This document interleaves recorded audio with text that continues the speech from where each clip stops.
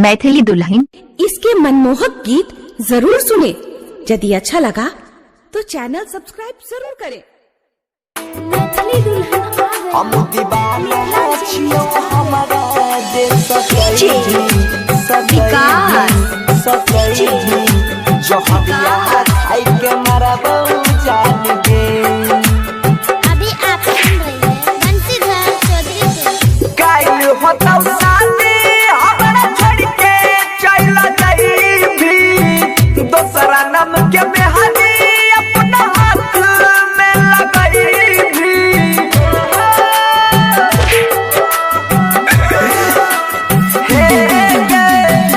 कायल होता शादी हमरा छोड़ के चला जाई भी दूसरा नाम के मेहंदी अपना हाथ में लगाई भी। जिए के भरोसा हम नहीं करबौ जान गे।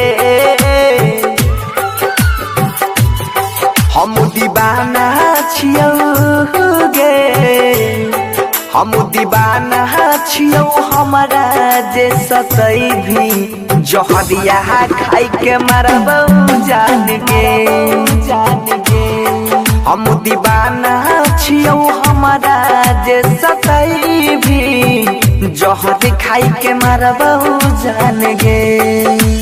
डीजे विकास, डीजे विकास, मटियार कला सीतामढ़ी, मटियार कला सीतामढ़ी। ए DJ Satyam I love you. हाँ किस्मत में हमारा लिखल रही न जान गे। झूठे हमर सपना झूठे सजल यार मान गे। हाँ किस्मत में हमारा लिखल रही न जान गे। झूठे हमर सपना झूठे सजल यार मान गे।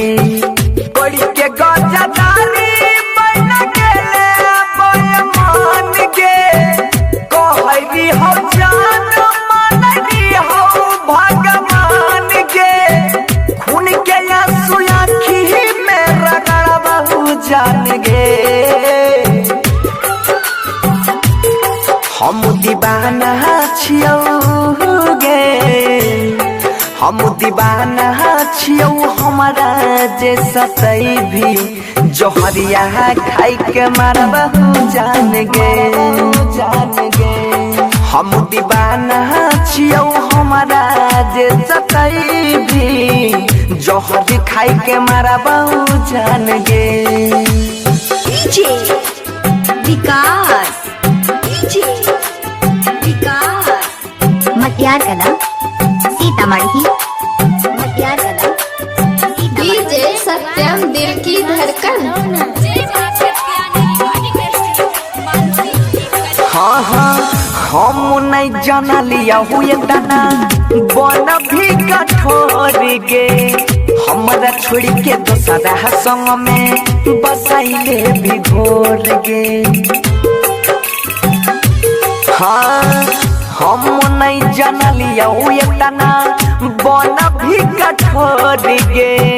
हमारा छोड़ के दोसरा संग में बसाइले भी घोर गे। खोइने रही क्रिया के माथा पर हाथ गे। जन्म जन्म रहबै मनसी के साथ गे। सुधीर के बोलिया हमें न परबहु जान गे। हम दीवाना छियौ गे, हम दीवाना छियौ हमारा जे सतई भी जहरिया खाई के मरबहु जान गे। जान गे हम दीवाना छियौ हमारा जे सतई भी जहर खाई के मरबहु जान गे।